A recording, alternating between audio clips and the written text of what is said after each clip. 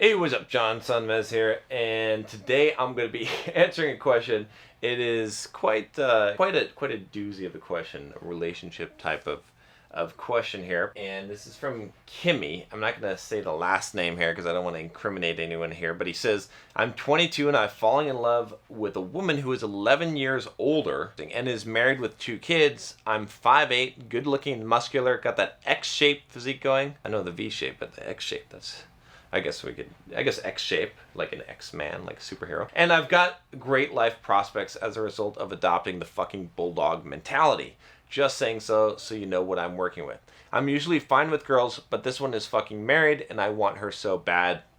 I'd be willing to spend the next 40 years with her. How do I do this, man? I'm sorry, I know how fucked up this is. Okay, so a couple things here. I'm not trying to make fun at all, even with the X-shaped. There's a couple of things, just thinking about this, just the way that this is presented, good looking, muscular, whatever, got the bulldog mindset. These are good things, right? And I'm not disagreeing with them. I'm not trying to make fun at all. I'm just saying from a psychological perspective, that act of qualifying shows a bit of a need for acceptance or validation here, right? It's not just information that's being put out here. Just saying it like, look, this is what I'm saying, and I want to make sure that I'm being perceived the right way. It's a consciousness about how you're being perceived. There's a reason why I'm starting off with this, is because I want to point out to you, Kimmy, that you're young. You're 22, okay? And I know that's what most people would give you as a default answer, but you are seeking some level of validation in life. The reason why perhaps that you are in love with this woman who's 11 years older, who's married, who has 2 kids, is because you feel like she can give you that. Whereas perhaps the younger girls that you're around, they're not quite as grounded, right? They're not quite as secure.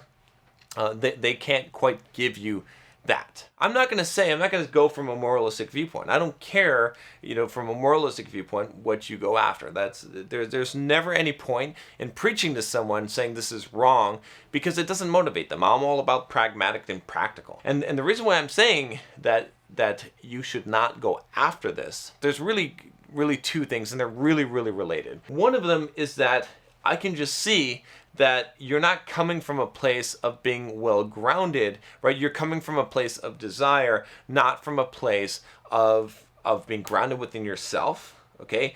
And knowing what you want and going after it. There's a big difference between knowing what you want, being secure in yourself, and then adding things, bringing things into your life, and trying to find your center in someone else or something else in life. You're probably more advanced than I was at that age, but what I'm saying is that you don't know who you are yet as a man. You will find that and you will develop that over time, but I can just tell from the way that you're presenting, from the way that you're qualifying to me, from the way that you're worried about how you're perceived, that's an indicator, right? Someone who's well grounded would never make that statement, because they would realize that whatever happens, and that life will change, right? And that people will change, and feelings will change, and that perspectives will change. And that comes from knowing who you are, and knowing about reality, and knowing, having that kind of experience in life. Number one,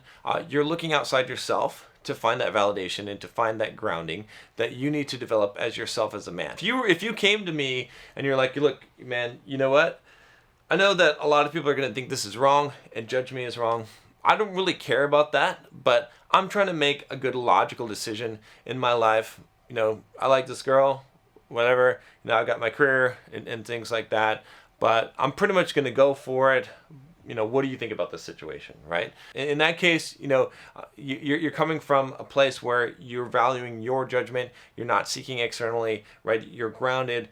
You can make this decision. That's what I would say is the first thing, is you need to find out who you are as a man before you make any kind of decision like this. Which brings me to the second point. The second point of this is this.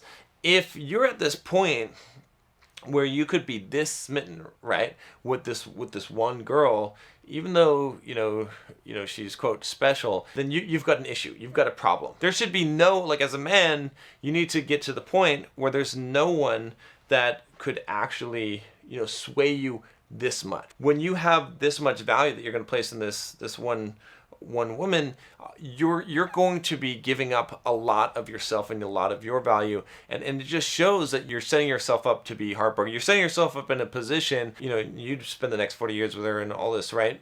What you said, would she echo that same thing?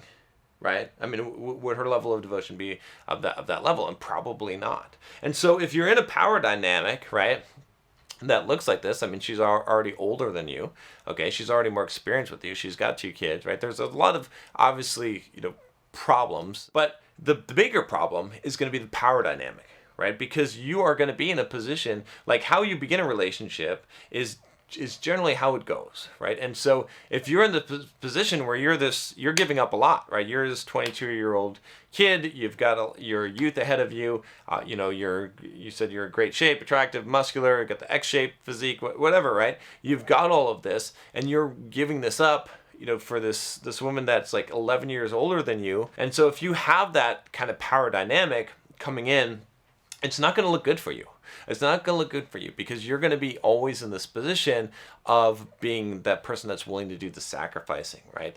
That is obsessed, not the person who, not in an equal or in a greater. And again, this comes back to what I said from the beginning, which was kind of what I picked up just from your email, Kimmy, which is that you're not grounded as a man yet. You don't know exactly who you are yet. And it's not a problem. I mean, you're 22 years old. It's not expected, but if you are, and when you are, you will find that that women in your life will be an addition, okay, and not the center.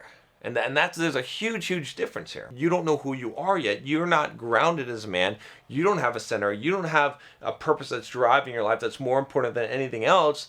And instead, you're looking for centers. You've got to be able to hold things loosely, right? If you want the better things in life, if you want to have the options, you have to be willing to let anything go, right? To be able to walk away at any time from anything that you have. And the only way that you're going to be able to do that is when your life is so good that everything is in addition to it, right? When your personal development, when your groundedness as a man, when you know who you are and what you want in life and what you're after and your mission and your fight is so great within yourself that everything else is secondary. Everything else is an addition that's good. There's good additions to your life. But what I'm going to say is that, you have that perspective because that's the truth, right? If there's one, there's 1,000, right?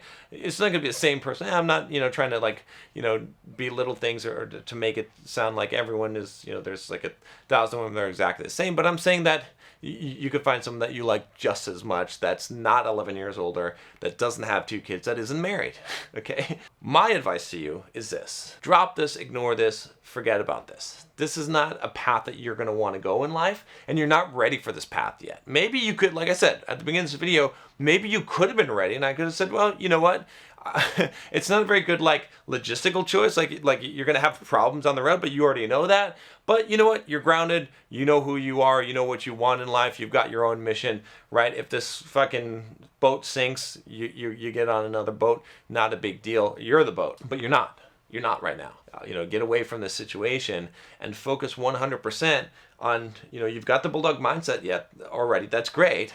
Focus on using that to achieve your mission, your goals in life, and really figure out who you are and what you want as a man, and to become completely self-reliant to the point where you don't need this. You don't need these other things. It doesn't mean that you don't augment your life. Go out and date and go out and have your fun and whatnot, but have your mission. Know who you are, right? Realize this. Find this truth. Keep going down this path of self-development, and that's what's gonna grow you as a man and get you to the point where you can actually make one of these decisions and actually live with the consequences of it. And most people wander through life, and most men never find their grounding and never find their center, and aren't able to walk away from the things that they want in life. But when you have that, and when it is within you, you will be able to. You'll easily be able to make these decisions. It comes from a position of being grounded, of being self-reliant, right? Of knowing that life is about these things, right? And that I don't need to capture. I don't need to. I can stand in the warmth of the flame without hugging the flame. Like I don't have to have the flame. I don't have to reach into the fire and hold the embers in my hands in order to have the warmth of the flame. While the flame is there, I can enjoy the warmth of the flame, and I can feel the heat of the flame, but I don't have to possess the flame. That is the key. That's the difference, right? Because the flame is within me. That's the key. That's the difference. All right, that's all I have for you, Kimmy. Thank you for your honest question, and like I said, no judgment here, but that's my advice. And take it, leave it, whatever. Again, I'm not trying to preach at you from a moralistic standpoint. It is kind of a fucked up situation. I agree with you there. At least you can recognize that. But make a good choice. If you can't, and I'll give you one last piece of advice here, which is this, which has to do with what I just talked about with the flame. Is that never make a decision that you couldn't walk away from. Okay? Never make a decision that you couldn't walk away from. If you can't walk away from it, you're not ready. That's all I got for you today. If you haven't subscribed already, click that subscribe button below, and I'll talk to you next time. Take care.